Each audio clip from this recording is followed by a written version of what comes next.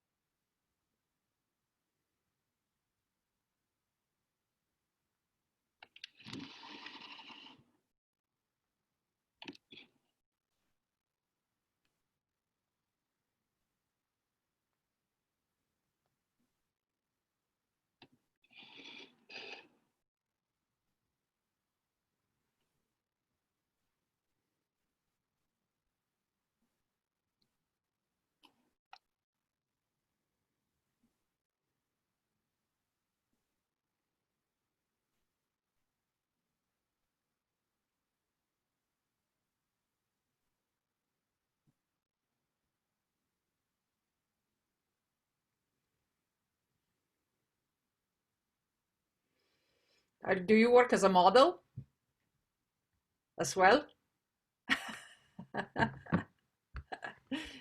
You've been silenced. You've been silenced. I cannot hear you.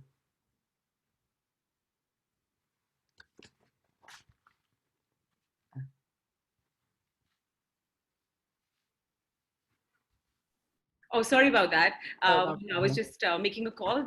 So I think Harbeen will be coming in about a minute, Okay. and then we'll just begin. We'll begin the But day. Yay! yes, good. But thank you for your time and for being a part of this No, really landmark event. it's a real honor, and I think this is the way we have to start organizing ourselves. And Exactly. we've been That's too right. weak from a bottom-up approach, and I think the power, or let's say strength, which I prefer the word strength, is emerging from bottom up. And if we really Absolutely. want to make this world a better place, women need to get involved seriously, not Absolutely. just with smiles, but with hands and minds and action. So that's why I'm very much supporting everything that you do with Women Economic Forum. But as you will hear, my point is really that we need to make sure we keep a balanced society as the priority, because it would be wrong to push now for female era. We should be Absolutely. smarter It than has that. to be unified now. Exactly, has to be balanced. Yeah, she for he and he for she. So we need to come Exactly, together because yeah, this is what this is something Harbeen says also, like woman, right? The man is embedded in the woman, they're inseparable. So there's exactly, no point of propagating only one aspect of humanity. It must come together. It's exactly, yeah, exactly. that's, That's you're such a right. powerful. There's a slight adjustment in the mindset there. Yes, and we also need to start getting comfortable with being a woman, because women were pushed into behaving mischievously with tricks, because that was the only way we could survive. Now That's is the time when we could actually go out, be open, use our minds, use our visions and our thoughts openly, without trying to, hide or trick anyone. And or we need to disguise learn it in any, exactly. in any way. Yes. And we need to learn that. And places like this are making everybody more comfortable. You know, Absolutely. I've been actually noticing when I was still in my position as a commissioner that women don't retweet women. Women don't like women.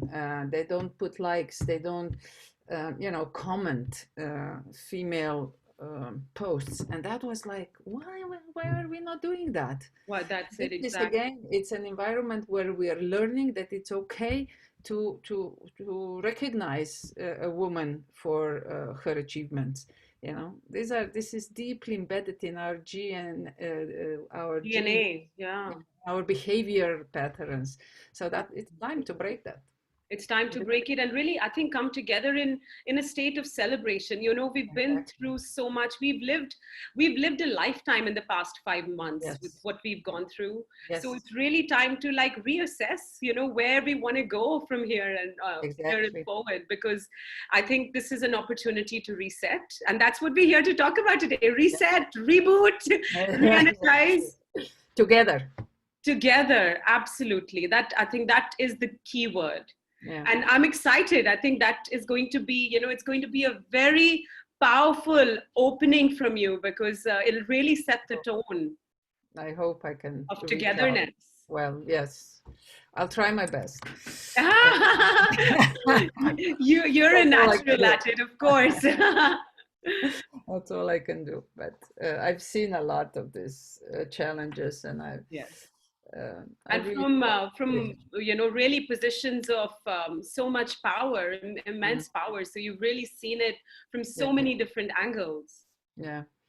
I don't know if you saw the video that it's now very pretty much on every social media that Cortez made, the American member, the New York ambassador, congresswoman, that she was really badly treated in the steps of the Congress in Oh, Washington, and I haven't she seen that. taped an incredible video.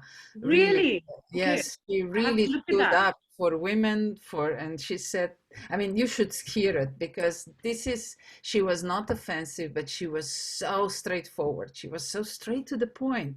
Like you cannot hide. You have to hear the message. Wow. Really powerful Really because she was powerful. really, Wow. really Okay. I have to look. I have to. Yeah, I didn't come across that. I'll look it up. I'm sure I'll find It's it. full of all social media It's are all today over. full of Okay. it. But you have now focus on the conference. But when you have a bit of time, uh, Yes. it's worth listening because she's not trying to be a member of the party. She's just trying to be a woman, a Just to voice her congresswoman opinion. Yeah. who was mistreated, and she makes incredibly clear points. Wow. Mhm. Wonderful. Yeah. For you to say that, it's yeah. She must be strong in her Yes, point. and she's young, and she represents the future. Beautiful. Okay. Just waiting. I think we're.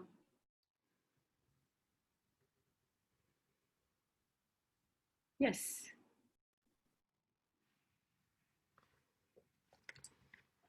Just this message here.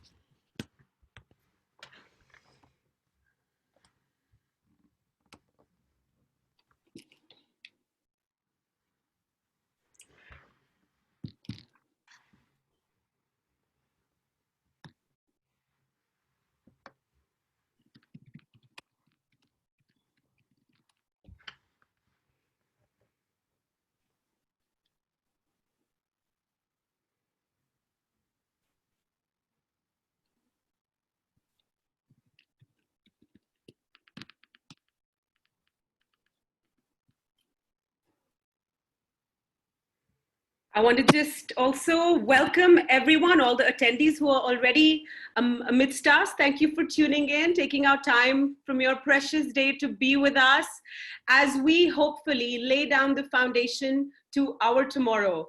As Her Excellency and I were speaking a few minutes ago, we are recreating tomorrow with new rules, with a new way of being, and really going into it with a state of celebration of humanity, man, woman coming together. And really, this today and tomorrow is the essence of our tomorrow. So we are so excited to welcome all of you who are here with us and who will be for the rest of the day. And hopefully we'll make an impact and we'll make it count for every moment that you've spared to tune into this conference. We'll make it count for you. Thank you once again. We'll begin just in a few minutes, and then we'll be rolling for 48 hours nonstop. That's how we roll at the Women Economic Forum, because once we start, there's very few ways to stop us.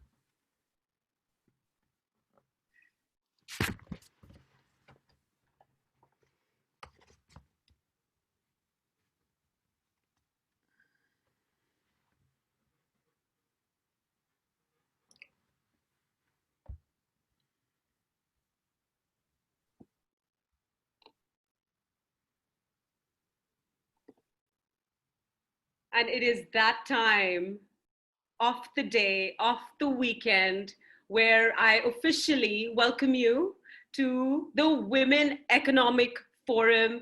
I offer you radiant greetings from New Delhi to the rest of the world, wherever you are, at home, out, in various parts of the world. It's my honor and privilege to welcome each one of you this beautiful day. This is the first digital global summit of the Women Economic Forum. And in this, the Women Economic Forum Bangalore takes a leap of faith and shows us the way forward. This, ladies and gentlemen, is a landmark event of our new world. And it's a privilege that you're here with us on this ceremonial moment. The Women Economic Forum is a global movement of sisters beyond borders, boundaries, and bias. We come together to harness the potentiality of each one of us as individuals and yet collectively as a human race. Our theme for this conference is to reconnect, reboot, reset, in order to re-energize the enterprises of the new world. We have over 400 speakers this weekend from more than 50 countries. What an honor. What a way to open this way into tomorrow. Like I said, my name is Mansi. I'll be your moderator for the plenaries today for the conference. And we have amongst us our soul sister in charge. It is my deep honor and deep love to welcome with all of my heart Dr. Harbeen Arora, the global chairperson of the All Ladies League and the Women Economic Forum, the founder president of the Women's Indian Chamber of Commerce and Industry, chancellor of the Ra University, India, wait for it, founder, She Economy, founder, Bio Ayurveda, and I'm not done. I know you've been very patient. She is, Dr. Harbeen Arora is one of amongst the 100 most reputable people on earth. Please put your hands and your hearts together as we welcome the ever-inspiring, the ever-graceful, and the sister in charge, Dr. Harbeen Arora, to welcome us. Yes, please give us a round of applause from your home. This would mean so much to us. Thank you so much, Mansi. Hey, everybody. First of all, my apologies. I know you all started dot on time. My pop-up was blocked on my computer, so I figured it out a little bit. So my apologies for a little late start on my behalf, entering the room a little late. I'm always early. So, but I guess we are getting familiar with the online platform, and I want to thank the most energetic behind the scenes team that's right there and has put together this phenomenal Women Economic Forum online edition for the first time. This is our 36th global edition, sisters and brothers, but this is our very first online edition. And I'm sure with this great team of, I guess, about 20, 30 sisters who are sitting in Bangalore together, making this, this event possible for us. After this event, I know they're going to be super energized. They would know it all. They would have seen it all. And they're going to be ready to offer to all of us around the world more Women Economic Forum editions anywhere in the world online. So that is the new world that we have all arrived into. And I'm very happy that the Women Economic Forum is leading this brigade of change with a lot of soul sisters. And as you will see in our program, a lot of soul brothers as well who have joined in. So I think this is a sign for the new world. It is putting into action what we have put as a theme of this conference, which is reset and reboot, reconnect, reboot, reset, re-energizing enterprises in the new world order. And I think there couldn't be a better example of actually walking that talk and actually doing it when you see our sisters who have been part of the All Ladies League since the time we all started, since this thought started. And the time for its relevance is now. We're all at rest right now. Part of this whole rebooting and resetting. And we are in our homes and realizing that there is no other stage to go to. The stage that we want to be on is right here, right now, wherever we are, from whichever part of the world, whatever we are doing. And this realization is coming home ever more strongly in this moment, that there is no race to be part of. We can be at rest and we could have arrived exactly at the same time. And the moment is here and now, embracing the present moment. And also importantly, reclaiming the importance of the civil society. And why I'm saying this, that today for the first time, we feel that we are in front of a blank canvas. I mean, ask a painter, ask an artist, the excitement of the blank canvas. Yes, it is a very challenging moment as well, health-wise, public health issues all over the world, which we are dealing with, and because of which we have all been propelled into a new way of questioning into the way we are living. We are questioning everything. We are questioning the way we are receiving our education. We are questioning the way we are working. We are questioning our relationship with the planet. We are questioning the food we are eating. We are we are questioning and re-looking at everything. And that's overall a good thing for all of us to do periodically at different points in time. But what I want to talk about, the energy aspect of it, while we are in the midst of challenges and while we are questioning everything, and while what was before, what was earlier no longer exists, and what is going to come, we don't yet know. What we are confronted with is a blank canvas. And I don't know about you, but I feel right now as I talk to you, in this first online event of the Women Economic Forum, which we all embraced, and thanks to the support of everybody who's joined it to make it a phenomenal success, I feel right here in this moment, standing on the stage of my home with all of you connected, I feel a great rush of energy, even while I face a blank canvas. So there is no trepidation, there is no nervousness, there is no intimidation saying, oh, now what? Because I think we have been enabled also and prepared also over the past few years to receive this change, to embrace this change. And as I said, the excitement of facing a blank canvas, if you have an artist's perspective, an artist's mind, you're not intimidated by it. You are excited by it. You are energized by the possibilities that can be painted on this blank canvas. Ask an interior designer who steps into an empty room, right?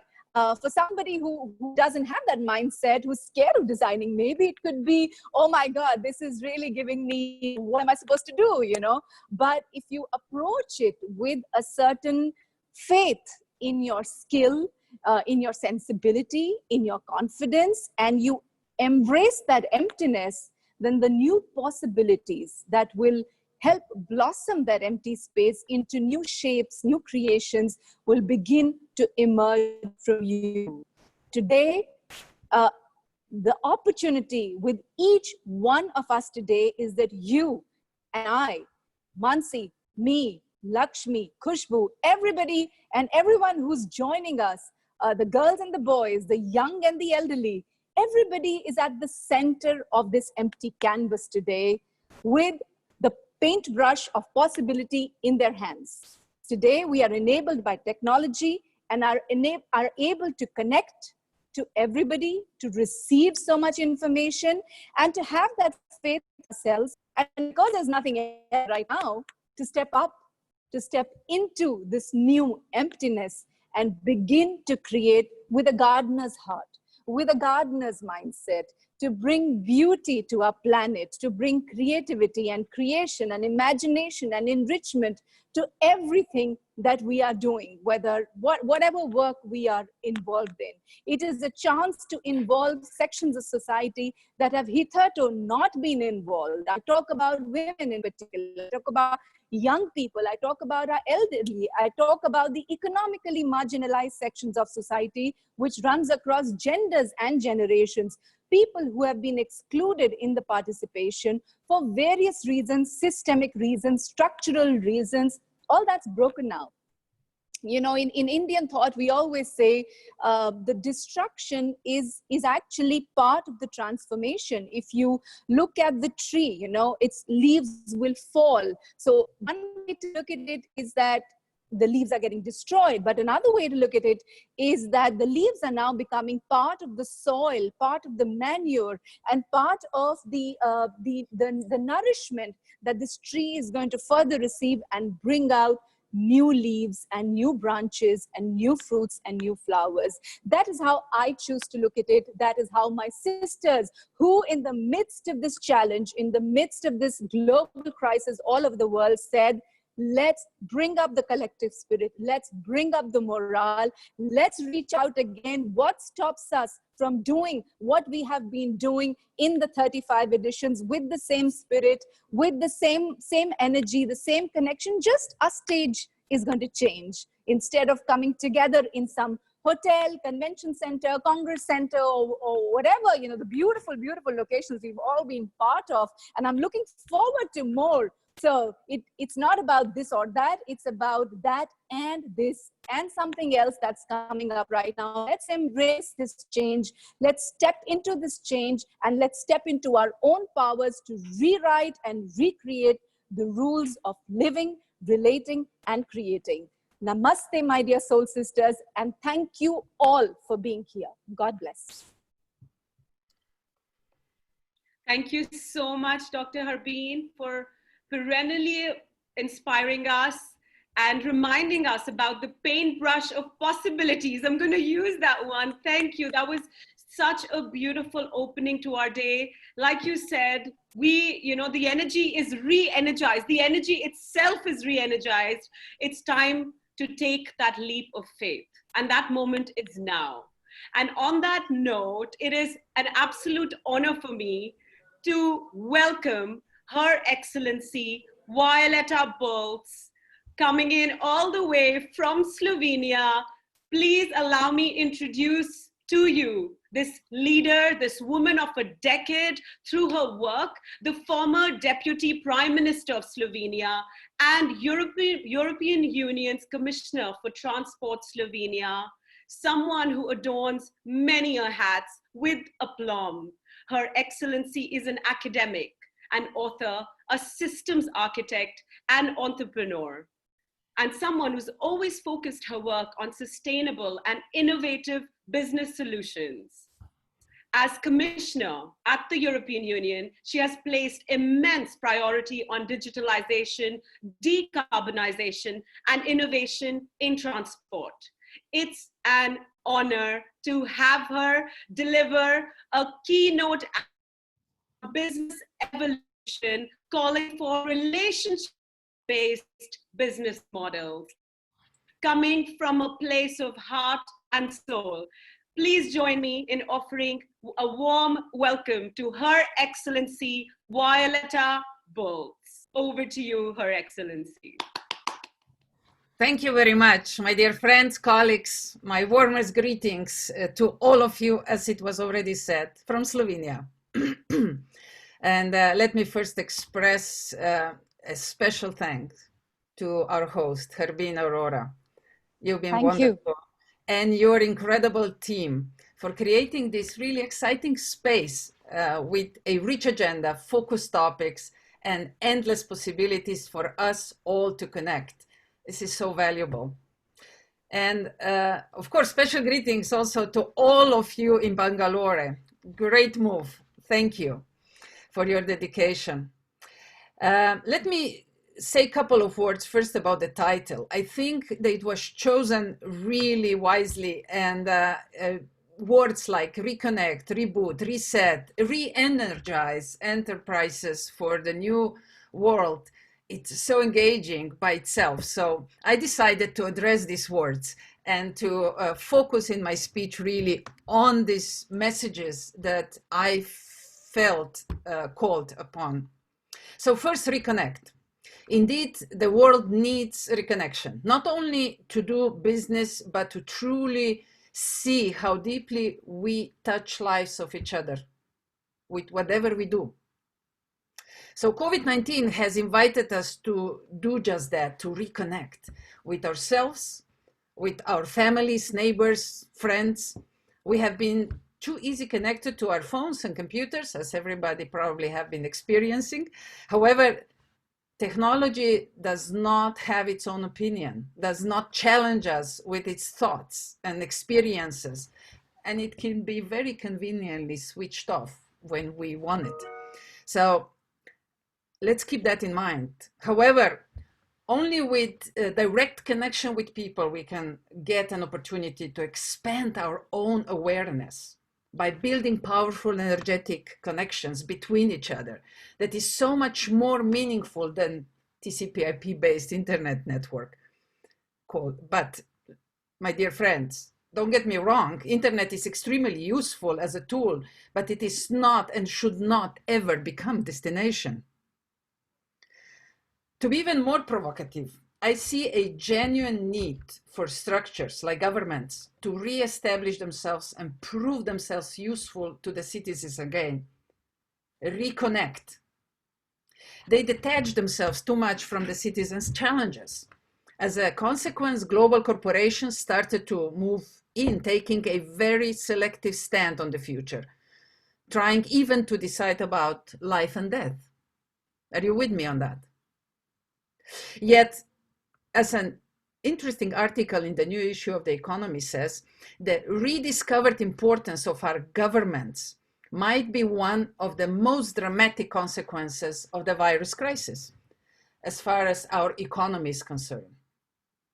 And I quote, "The coronavirus marks a new paradigm. It is characterized by government borrowing, money printing, and interventions in capital markets, all underpinned by low inflation. Today, policymakers must create a framework that allows the business cycles to be managed and financed and financial crisis to be fought without a politicalized takeover of the economy." This is a very strong message, and I hope we all hear it and act upon it. But allow me a bit of challenge here as well. What I think they forgot is to add that if they want to be successful in leading our societies to more smooth and peaceful waters, they need to sincerely reconnect with people based on truth, inclusion, and love. Some have already realized that, for example, Denmark, New Zealand, Scotland, Germany, Finland, and it is needless to say that are all led by women. This should not be the rule. However, it sends a strong message. As far as a global view is concerned, I sense that in the next 15 to 20 years, we will see the redistribution of global powers. It will be caused partially by climate change, partially by new sources of energy, between better understanding of quantum levels of existence, and by the true exploitation of our galaxy. Yet the biggest challenge is yet to be defined by discovering a new natural forces, new physics. It will help us to manifest our human potentials and those of space travel beyond today's level of imagination. Well, for that, we might need to wait 70, 100 years more, but it's coming. Let's keep it in mind. And now let me address a little bit the reboot and reset topic. If the reconnect element feels natural and allows many soft interpretations, reboot and reset sets alerts in many places because it means change. And the word change scares many, challenges the establishment, brings new players on board, but above all, welcomes innovation on all levels: business innovation, in modeling, in services, in solutions, social innovation, in redistribution of created value, new relationship models, new enablers of change, and also new awareness and an enriched level of consciousness. For example, this is a really good story. The Black Death, which was dominating European continent for over 200 years, killing millions of people, brought an important shift in consciousness of people at that time. They realized that nobles, kings, queens, and aristocracy who were becoming more and more obnoxious and decadent were also only people, dying like poor and the forgotten ones. That shift in consciousness led to French Revolution, and the concept of the Republic was born. What will the COVID-19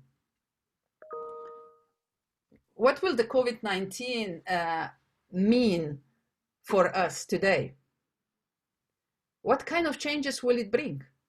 Could it be new civilizational paradigm? If the current civilization is defined by technology, what could possibly be our new enabler? What do you think? I offer you a concept of eco-civilization. Eco-civilization based on relationships. It puts forward what really matters in life: beings, societies, land, planet, and our collective wisdom.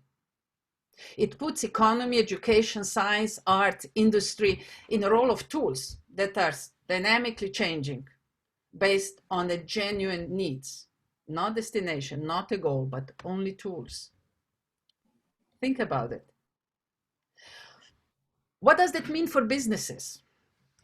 Well, shift from ego to eco-mind, from competition to collaboration, from hierarchy to network, from profits to shared value, from ownership to responsible use.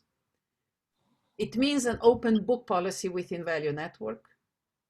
It means focusing on quality relationship with those that work in organizations, with those that own and invest, with communities within which organizations evolve.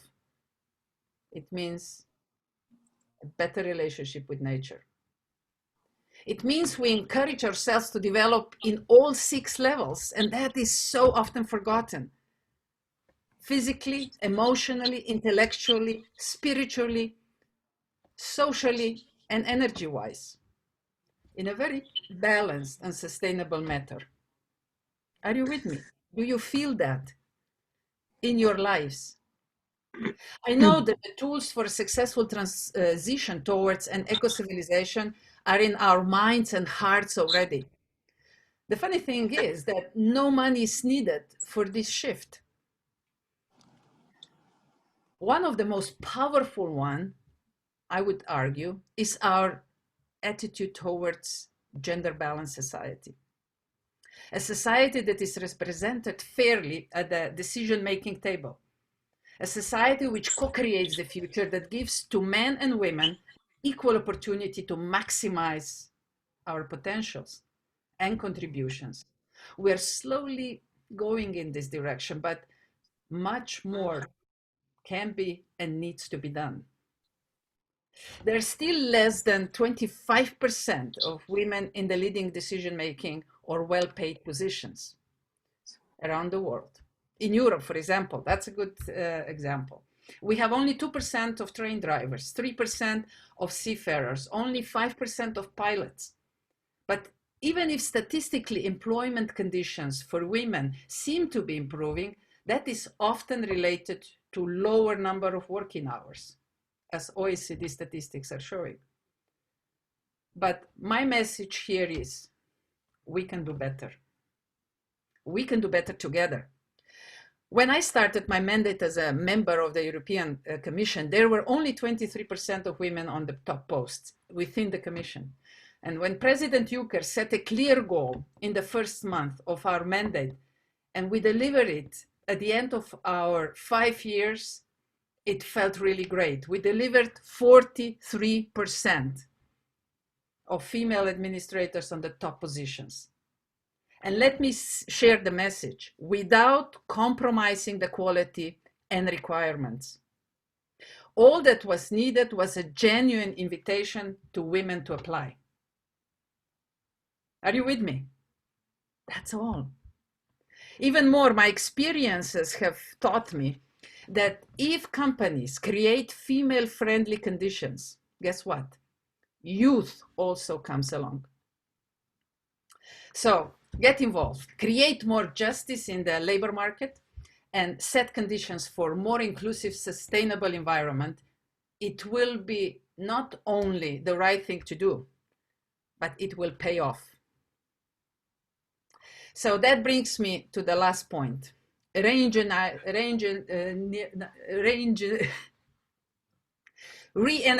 enterprises in the new world. Pardon me. So how will all these re-energize the local, regional, and global enterprises? Let me explore thoughts with you. First, I think a couple of issues I already addressed, but there are more. And let me point just a few more. First, new sources of energy.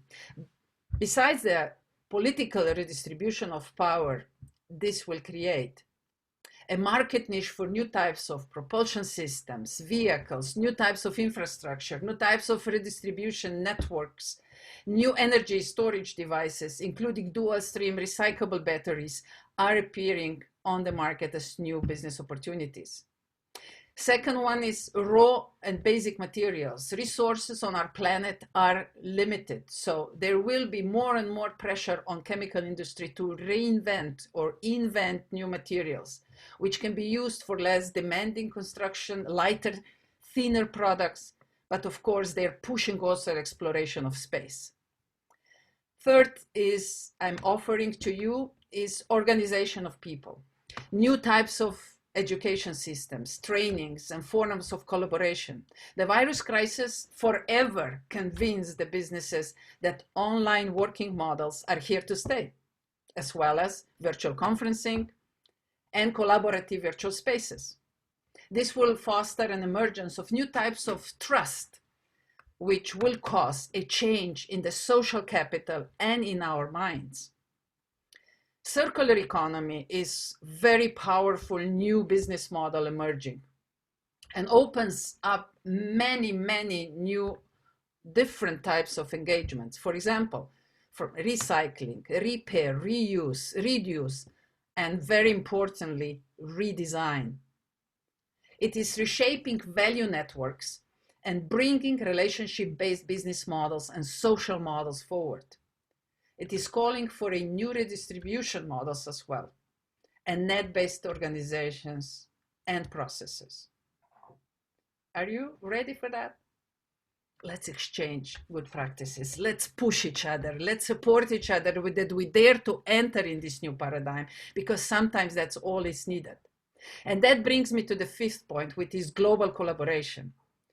The key are international, multilateral, agreements that honor partnership on equal footing and with the respect of natural processes and cycles. And yes, exactly these models are challenged at its roots today.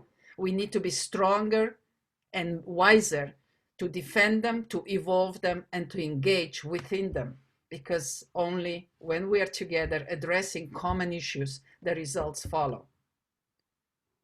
And then this leads to a new concept of like society 5.0 as proposed by Japan, which will pay really the way to eco-civilization that I was talking about before. Just a few it will just a few more moments to close. Yes, it will also foster the next generation democracy, participatory, direct, inclusive, and transparent.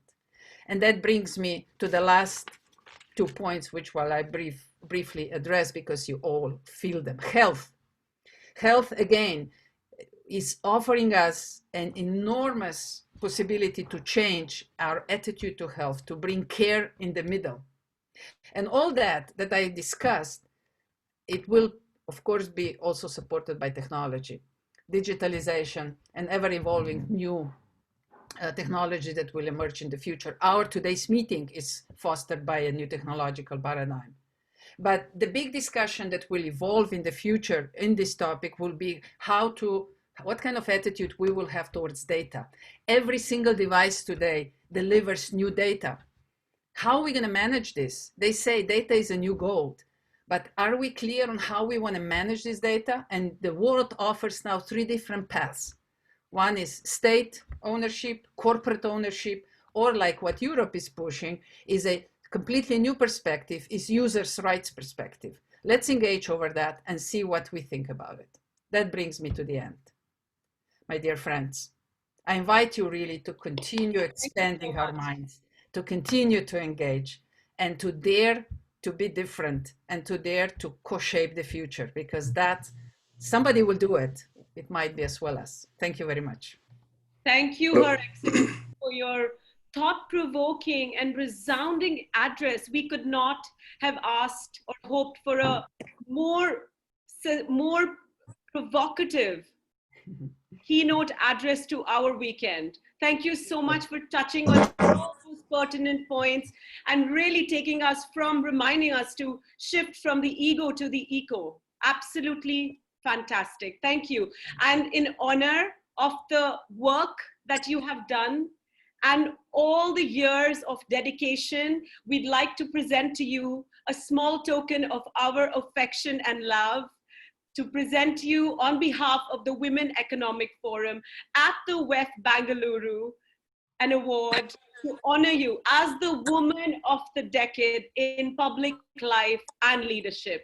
I invite everyone present here to really bring their hands together, bring their hearts together as we connect over Wi-Fi in celebration, but through our hearts in this poignant moment, a special moment. I'm speechless. Thank you. Thank you so much, Her Excellency, for your time and valuable words. Thank you for your presence. Thank you. Without further ado, it's my absolute privilege to welcome you to our next session, and welcome in the same breath someone very, very special, someone we all know and profoundly adore. Let me give you a little clue. She is a cross-cultural phenomena, an internationally acclaimed performer, a philanthropist, an author, and a public speaker. She's an award-winning actress who starred in Canada, this is the real clue, who starred in Canada's Oscar-nominated film, Water, amongst other prestigious work. Today, as a writer, a humanitarian, a wellness activist, and entrepreneur, she has recently published an autobiography, a poignant account of her work and life, close to the bone. Please join me in welcoming the one and only beautiful Lisa Ray. Welcome, Lisa. Hi. It's such an honor to have you with us. Please allow me to welcome Lisa. Thank you for being with us. Thank you so much. It's honestly my time. Thank I'd you. like to also welcome Dr. Sorry, Lisa, please go ahead. Yeah, sorry. I think you just actually froze for a moment. So I was asking if you can hear me. Can you hear perfect. me? We're all good? Yes. Can you hear me? Yes. Yeah. Clearly. Oh, thank you. Okay. Great. We see you, we hear you. It's perfect.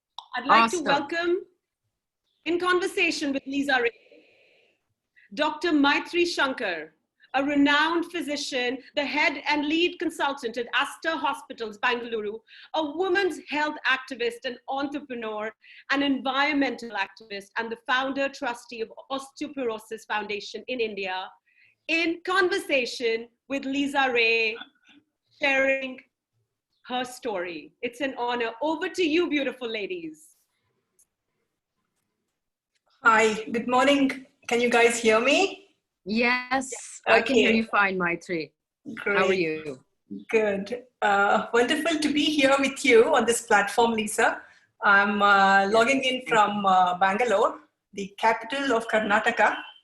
A beautiful. I know Bangalore very well. I know every single corner of India very well. So I just picked up your book, and I see you mentioned a lot of capitals there. So I thought I will also include that. I get it now. In introducing you. It's a beautiful sunny morning here, and I welcome all our viewers to meet and greet Lisa Rani Ray. A very good morning. Just to introduce myself, I'm a physician. I'm an aspiring cook, not as good as Stella though. I do a bit of gardening, growing my own vegetables, and I think what we have in common is a bit of work I've done promoting women's health, particularly osteoporosis, bone health, and cancer. And I think that's why I'm having this privilege to be able to speak to you today. So how are you? How are you doing this morning? I'm wonderful. I'm in Singapore right now, so I'm just 2.5 hours ahead of Indian time. My heart is always in India. I have my, you could say, my blood gushes always from the subcontinent, from the earth of the subcontinent. But right now I'm based in Singapore. Everything is going, I would say, it's an interesting time, of course. In general, I think that I've been enjoying the solitude. I've been enjoying the opportunity to pause, to have a hiatus to my schedule, especially the frequent travel, to be able to collect my thoughts. I'm working on my next book, so it's actually perhaps for me been a very, very productive time, and also the opportunity to spend time with my kids as well. And I think also on a much deeper level to just introspect and ruminate on the big questions, which I tend to do from time and time again. Once you read my book, you'll understand I've spent a lot of time ruminating and traveling and throwing myself in the direction of where I believe answers might be held or contained. But this time has definitely, as it has for a lot of people, brought to the forefront, I think, a lot of deeper questions about how I want to live, my vision for my life moving forward, and how to implement that as well. And perhaps also how to walk a little bit more softly on the earth. What is a non-negotiable in my life, and what is the superfluous stuff in life? So there's been a lot of sort of wardrobe cleaning, you know, both literally and metaphorically. Yeah, I hear you. Cleaning out my closets. Yep, I hear you. I think it's been a How about you? Yeah, We've been still working at the hospital, a lot of PPE and stuff. Of course, yes. Yeah. And again, we all salute the frontline workers. Incredible, incredible work that we have seen coming from the medical profession. And of course, I certainly have had my own very personal, intimate journey with the world of medicine, with the world of healing as well. But, you know, I wanted to personally also salute you. Yeah, I think we are seeing the peak, and the peak is yet to hit Bangalore. But I hope we are well equipped, and we will see the peaks coming down like every other place is. It's complicated. I mean, there's absolutely no question about the fact that we're dealing with a complex, almost very sly, mutating kind of a disease, you know. That's sort of been my understanding of it, you know, as I track it throughout the world, because I do have a foot in so many different worlds. You know, I'm here in Singapore, of course, with my family. I've lived in Hong Kong. India is my home. Canada. I've lived in the States and Europe. So it's funny because I get different reports from all over the world. And the one thing, you know, that is for sure is that this is not going to go away so quickly either. That we're going to be forced to confront a lot of deeper issues at large in the world today. Great. To take this conversation forward, I know your mom, your mom was Polish, and she called you a dreamer, and you don't inherit those gorgeous green eyes from her. So tell me, dear, how would you describe yourself in 5 words at a personal level? I'm glad that you brought that up, because I actually am someone who absolutely is allergic to labels. I really don't enjoy describing myself, nor almost anyone else. It's a very awkward exercise for me. So I think that because I've tried so hard for so much of my life to defy labels, and I do think that we're seeing that, you know, the act of defining, which is, you know, it's an exercise that by virtue of the nature of the exercise, we end up othering ourselves or othering others, you know, excluding others and creating a particular kind of a tribe or identity, is something that I'm very loath to do today. So I just call myself a human being. Wonderful. Yeah. A human being in this odd world, you know, in the big, beautiful mess of it. I think that's truly wonderful. And I just love your storytelling spirit in your book, you know, quite pragmatic and a poetic approach. So I'd like to ask you this. What has been your happiest and your scariest moment in life experiences wise? It's an ongoing process. You know what I wanted to do, though, that might sort of take this question and turn it on its head a little bit, is that I was once asked to do this exercise. And, you know, I think that a lot of people who are watching this might be able to relate. I was actually asked by an EO organization, entrepreneurs or organization, to say on a piece of paper, to plot out on a graph, my high points and my low points, right? And that's similar to what you're asking me. And when I started doing it, I went back to them and I said, can I only use one line? And they had never thought about it. And they said, well, you know, do it as per, you know, your vision. So when I came back and I actually ended up giving my talk, I realized I was using 2 lines. And particularly when I was much younger, on this particular graph, every time I reached a so-called professional high, I was simultaneously experiencing a personal low. And the point about this, which I thought is very eye-opening, is it really helps you to really, in a very graphic way, redefine our concepts of success, right? Because we are taught somehow in the world that success looks like this. So once you achieve a certain amount of fame, a certain amount of wealth, a certain amount of recognition, you get a pat on the back, right, from society. But what we don't account for is what's going on emotionally, spiritually, psychologically. And, you know, that very much to what I think it was Violetta, who was a previous speaker, was talking to. I really love that she said it. She called it like an eco life. I mean, maybe I'm completely paraphrasing, but I love this idea that we have to expand our definitions of what is our scariest moment, what is our happiest moment, to actually create a more holistic view of what is life. And that's why I'm answering this question this way. I don't have a very straight answer, because I just wanted to point out that often, you know, when I was experiencing a real professional peak, I was experiencing an emotional, psychological, and spiritual low. And sometimes vice versa. You know, I took it upon myself to sort of disengage from the world and from my career. And I went off into the mountains of Dharamshala for almost 6 months. To find myself, of course, and to find answers to the big questions. And it was one of the single most exhilarating periods of my life when I felt the most alive. That's for sure. But of course, I wasn't earning money. I wasn't perhaps contributing in a particularly productive way, or you know, a way that, you know, conforms to the metrics of society. But it was the most fundamentally life-transforming period of my life. And I wasn't aspiring to buy anything. I wasn't contributing to the economy. And yet it was so rich and fulfilling. And that's sort of what I wanted to bring up even into discussion here, since we are also, you know, this is the economic forum. There's a women's economic forum. And how often we have to change the metrics in order to talk about, you know, the other resources that we have in our life to contribute to our quality of life that are not necessarily plotted out on a graph, that we don't have the metrics to measure. And that's, of course, happiness, a richness, you know, a holistic kind of approach towards life, and all the other sort of aspects that we don't necessarily plot out on a graph.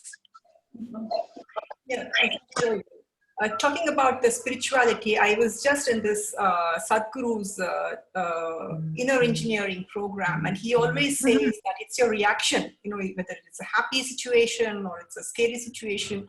It truly, the moment is defined by you within. It's how you react to it. So I think it kind of synced with what you were saying there.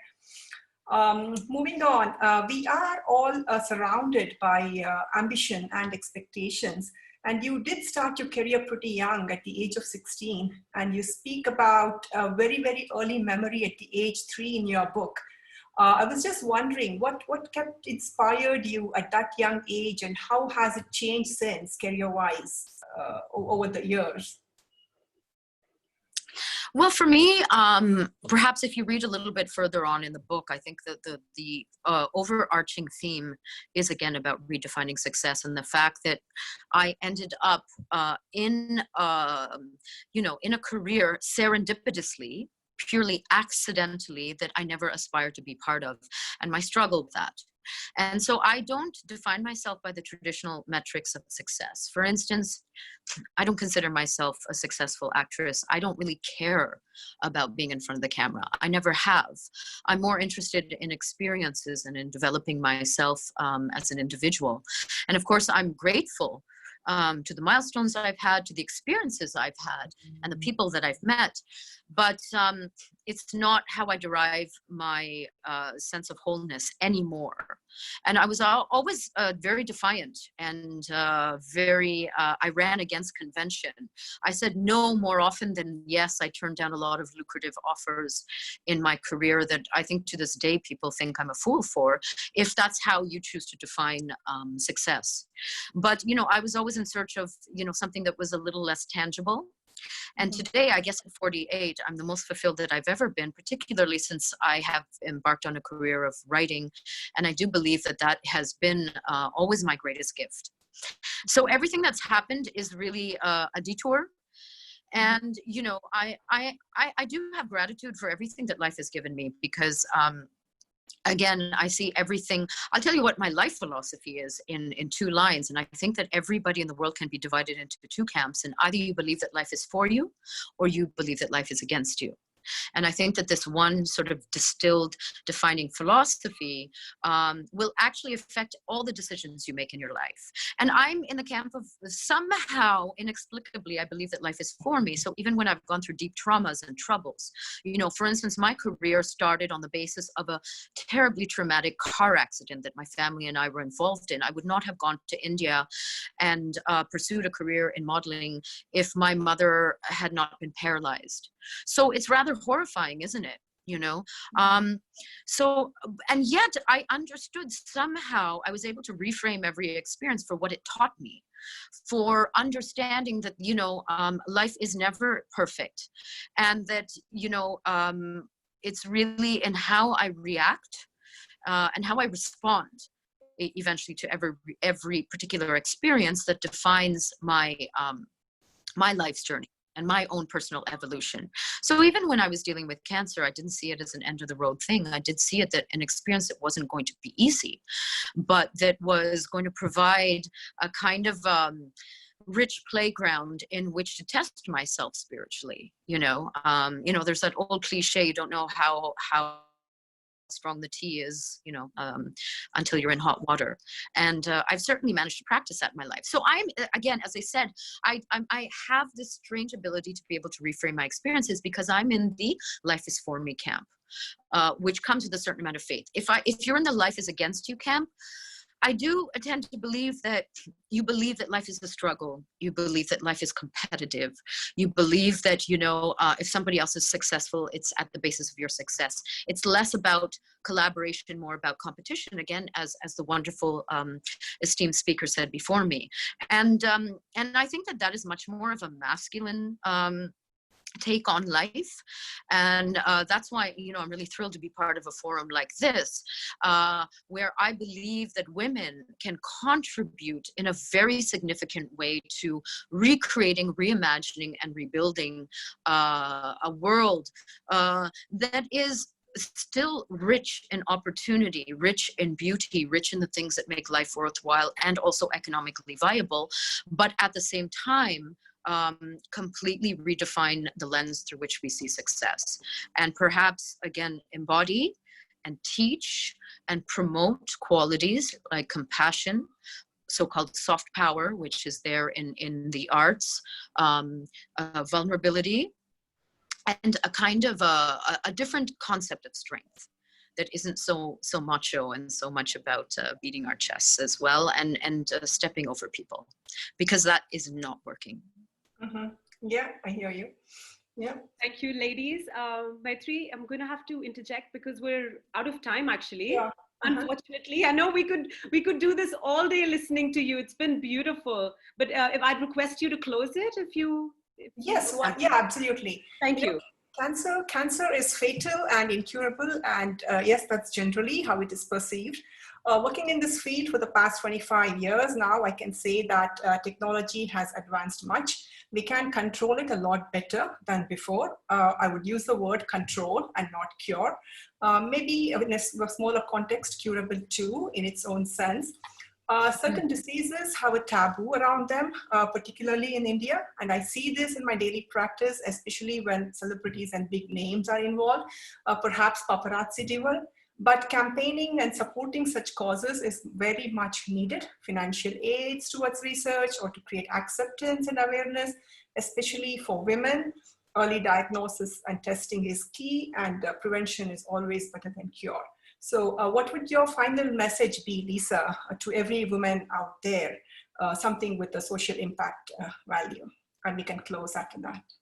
Thank you. With reference to cancer specifically? Generally, I really like the way you approached life. You mentioned too, you know, the positive and the optimistic and the pessimistic. So perhaps a one-liner or one favorite, kind of. Really hard for me to put into a line, but I just wanted to also maybe emphasize a philosophy that, first of all, I don't consider myself an optimist. When you're going through something like cancer, you have to have your own experience. My experience is my experience. Just because I chose to go public doesn't mean that you have to either, but understand that healing is within your reach. Healing is a very particular journey. There's a lot of support out there, and the one thing that I learned is if you don't ask for support, you're not going to get it. So there's no taboo around speaking about our healing, speaking about our troubles. We have to create a circle of support and healing. And I think that is the best way forward through any of our troubles, whether it be dealing with a serious disease or dealing with an obstacle in life.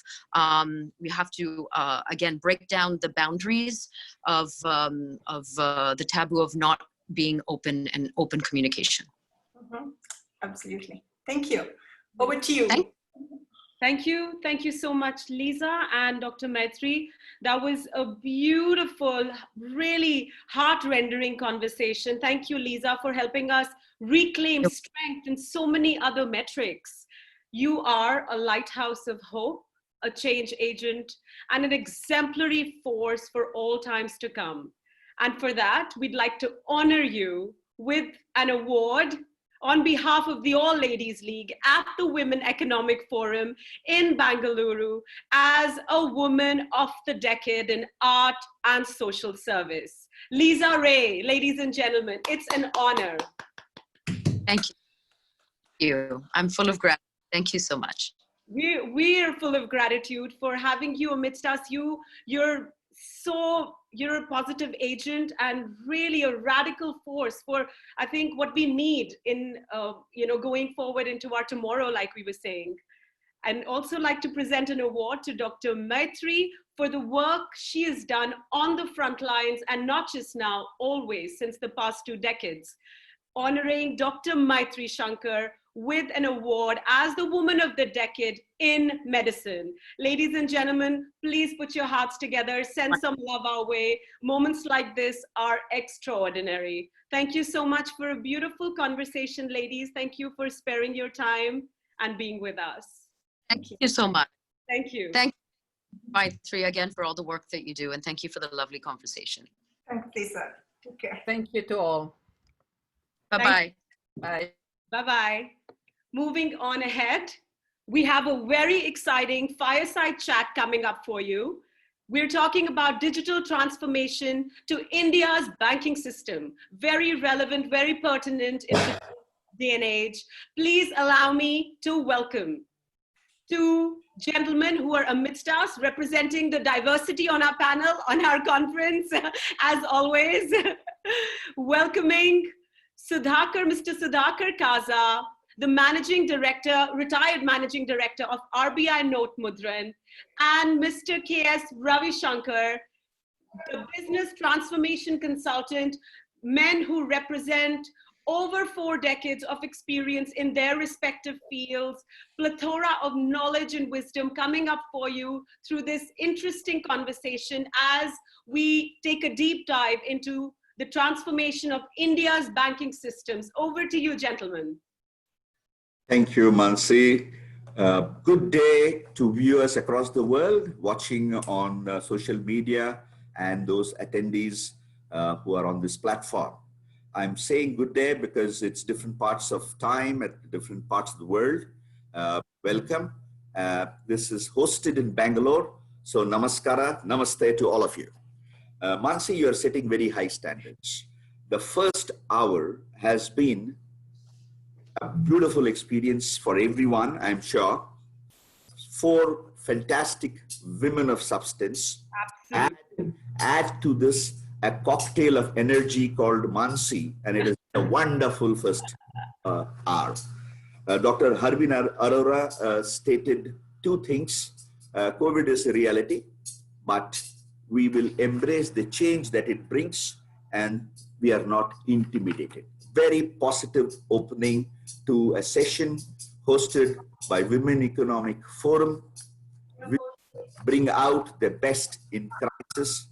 Women support humanity in terms like this, so it was fantastic to hear that.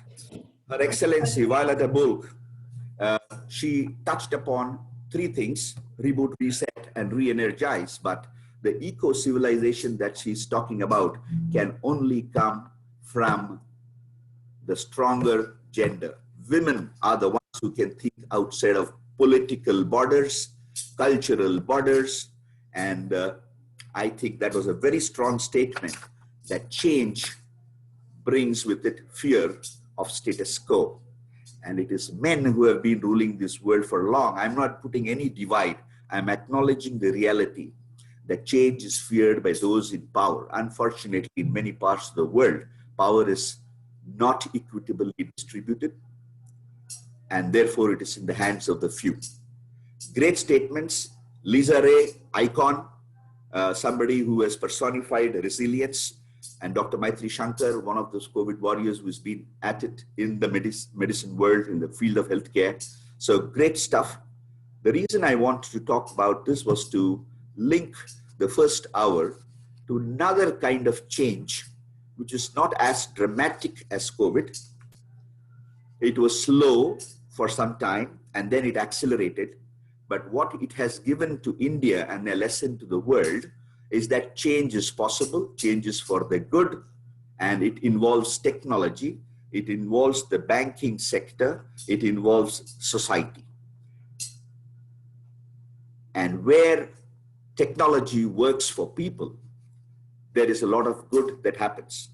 I want to introduce now a gentleman who personifies not only the intent, but also the ability to drive change over 30 years as a central banker of repute who brought technology to India. And I want to hear from him. How did this metamorphosis happen and where are we today? What is of importance on this session is that banking and technology has touched the lives of billions of people, never more than in India in the last few decades. And in front of you is this gentleman called Sudhakar Kaza, who was one of the harbingers of change. I call him Kaza. I know him for 35 years. We have both journeyed on the same path of bringing technology to the people in the banking sector, and he has held my hands many a time. It's lovely welcoming you, Kaza, out here in this forum. You are no stranger to WEF. You were asked by the ladies who had heard you last time. Therefore, we had to reach out, and I didn't take no for an answer. So under duress, this gentleman is accepted, but I think he's glad he is coming. What a lovely forum and what a lovely day to start something very positive about what has happened and what is the future for society, for India, for the world. Thank you. Namaste to all the attendees all around the world. It's a great pleasure to be on this forum. Ravi, it's a pleasure to meet good friends for 4 decades here at this rather gloomy times. But we have moved along together, you know, when from class banking to banks coming into a mobile, and very poor people on the roadside are also doing their banking transactions in a mobile. So this was indeed a very, very, very long journey, and it represents a very wide canvas. And this has been done. A lot of people, hundreds and thousands of people like you and me on different sides of the fence. And I think we have moved from somewhere down behind other countries to perhaps being ahead of most countries in the world today. Thank you. Great opening statement. So once again, I'm saying Gaza is a rainmaker in the banking industry. And I'm using this word specifically because there is an anecdote which we shared a few days back. Banking was frozen in India, and I want him to tell in his own words. So why don't you tell what was banking until 1980s? And then we will go on with something exciting. Well, you see, the banking started in India with the presidency banks in 1820s, all the 3 presidency banks. They started with all the big ledgers and nice handwritings and ink and all that. And believe it or not, till 1980, there was no change in banking except an ironing machine. There was nothing in there. So that's why when they wanted to speed up banking, there was never an attempt to reach it out to more people, how to improve banking within the bank itself. So the adding machines, they quietly replaced it with the ledger posting machines and advanced ledger posting machines and all. And they called it a mechanization. And mechanization, they moved on to computerization. But I would like you to actually get to understand the canvas, Shankar. You know, in 1947, when we started with hardly any literacy, hardly anybody having bank accounts, less than 5%. Now, you're looking at a country which is 6.26 lakh villages, continental size, 1.4 billion people, and hardly anybody with a bank account. From that stage on, we have moved now to where above 15 years of age, 90% of people in India do have a bank account. And this has been achieved largely by technology. You know, technology with people like you being on the other side, making the impossible possible, teaching, in fact, many bankers as to how to do banking the new way, because bankers were converting ledgers into machines, and this was not possible. And I would also want you to understand the scale. You know, we have lakhs of ATMs now. We have over 4 lakh POS machines. And look at the what are the electronic transactions which are taking place. Nearly 3 billion transactions in a month, though we want to make it a billion a day. So this is the movement which has happened.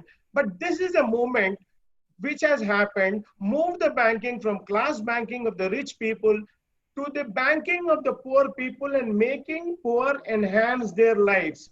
And women have played a great role in that, because most banking development in direct beneficiary schemes of the government and all, it's the accounts of the women which are actually credited, because women bring a change to the family. So this is the move which has happened from the big cities into the small villages in the hinterland. 1.5 lakh bank branches, 1.5 lakh post offices doing banking, the postman being a banker, and then millions of people who are actually banking savers reaching out to the people. Fantastic. I just want to take these big numbers and showcase this to the world.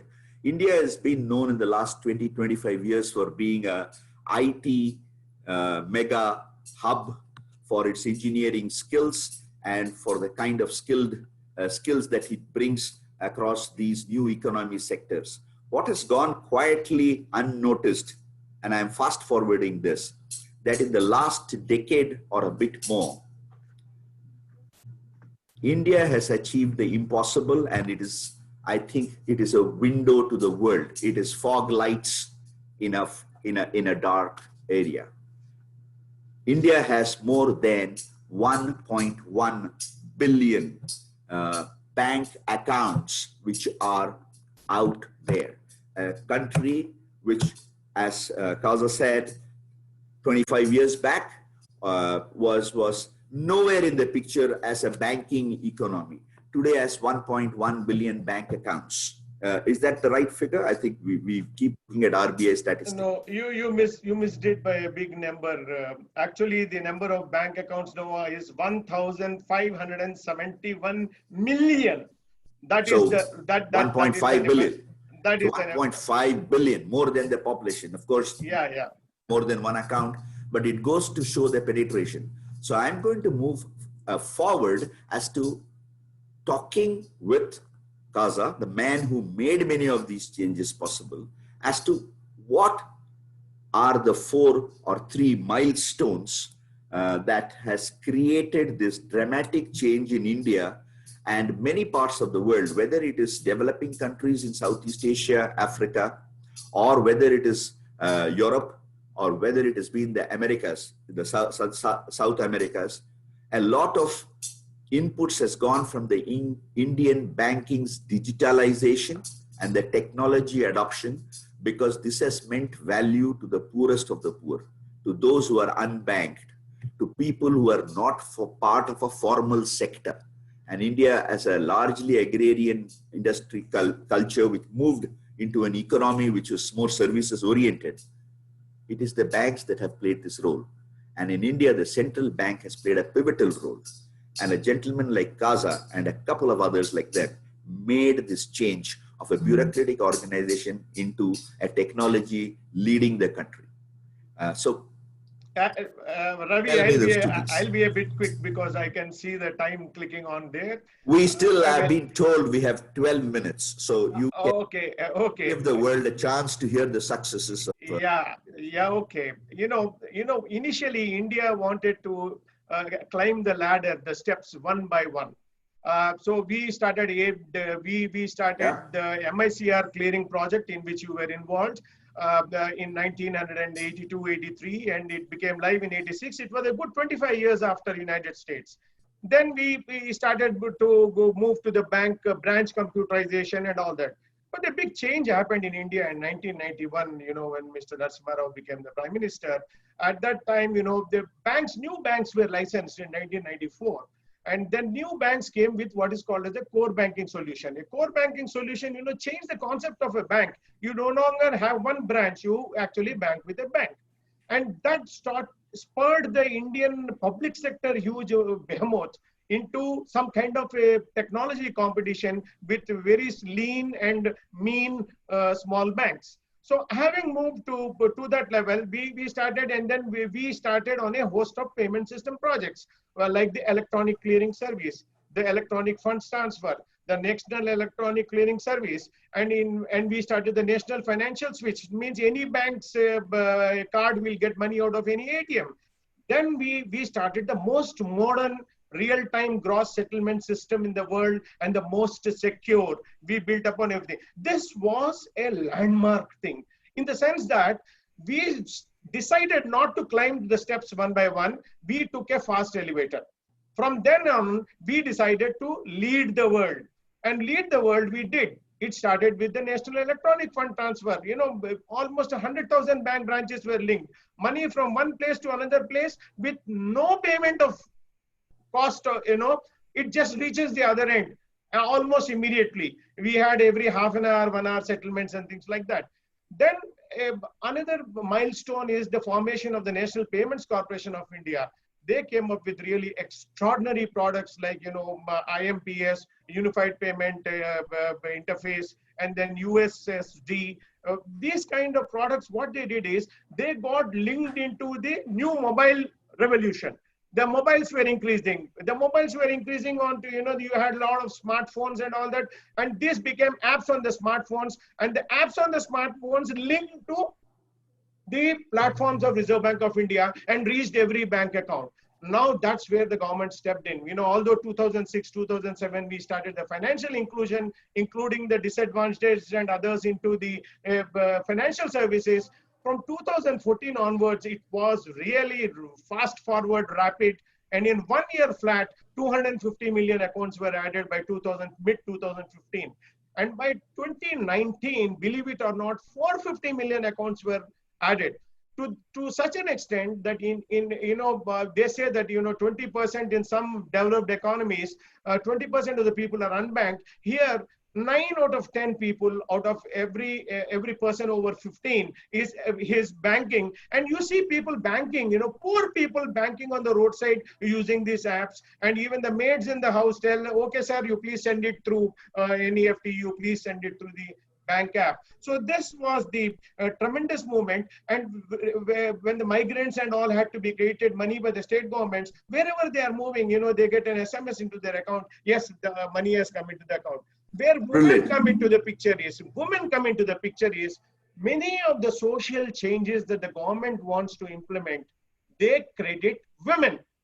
Because crediting a woman means crediting the family, bringing money to the family. And I'm not speaking against men, I don't want to be beaten up outside, but the fact of the matter is, this has been proven in India that women have to be credited money, and women have been taught banking. And out of this 450 million, many of the money being credited, I can assure you, more money goes to the women than to the men. So this particular movement has happened in this country. You know, we call it as JAM.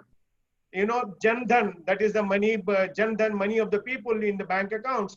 Aadhaar is our identity, this thing, and mobile, 1 billion mobiles. So the next step would be connected to the feature phones. So lovely, interesting anecdotes. I want to make it easy for people viewing across the world quickly in the next 1 minute as to what this means. India offers the cheapest mobile connectivity for both voice and data. India offers the cheapest cost for transfer of money from anywhere to anywhere. India offers the fastest movement of money from anywhere to anywhere, your IMPS, etc. More secure.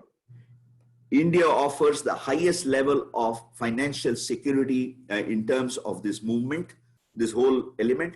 India is a signatory to some of the strictest protocols on AML, money laundering, etc. And all of this means the common man, as Kaza said, the common man is not you and I. The common man is the man who is plowing the field, who is driving a tractor, who is running a tri-wheeler, and the man who works today to feed his family. They today have a mobile phone.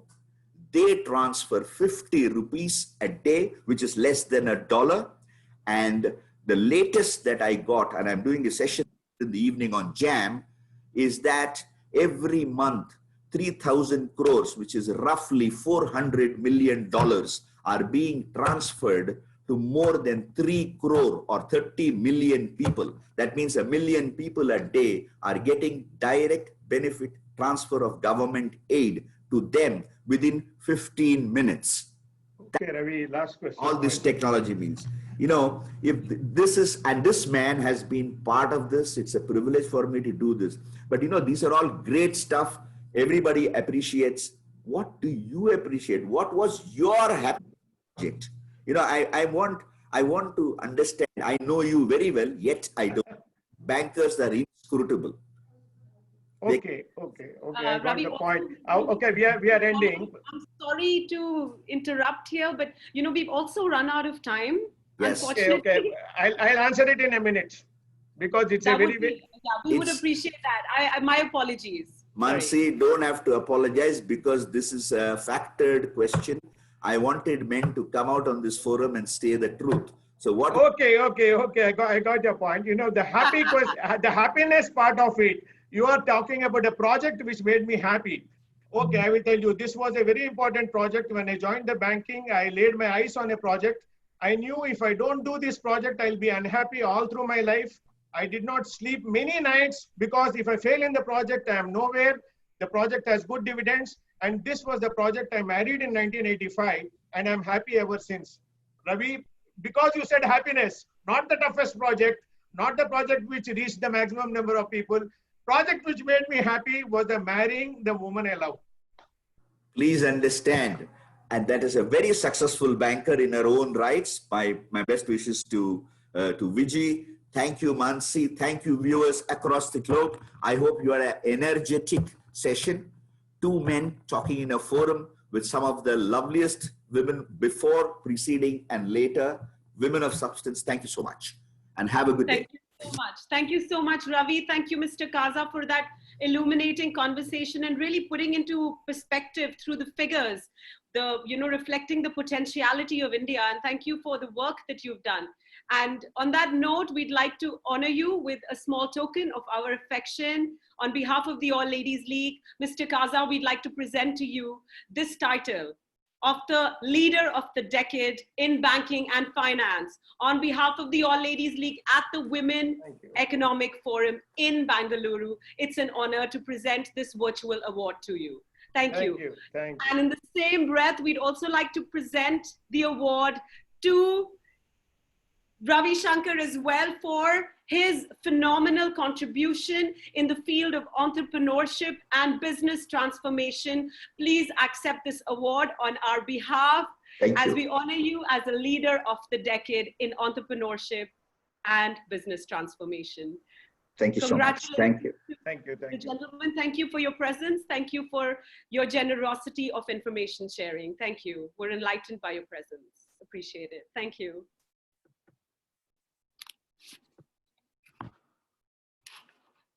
With that, ladies and gentlemen, we will come into our second plenary. We have a very interesting fireside chat planned for you, so don't go anywhere. We have, please allow me to welcome for the next conversation. We are unraveling and celebrating Karnataka, one state, but multiple worlds. And to unveil this conversation, it's my pleasure to welcome two phenomenal women. Please join me in welcoming Sudha Narasimhachar, a journalist and writer of much repute and multiple decades of experience in her field with multiple books in her array of writing, articles that have been published in prestigious magazines, newspapers, and organizations. Please put your hands together as we welcome Sudha.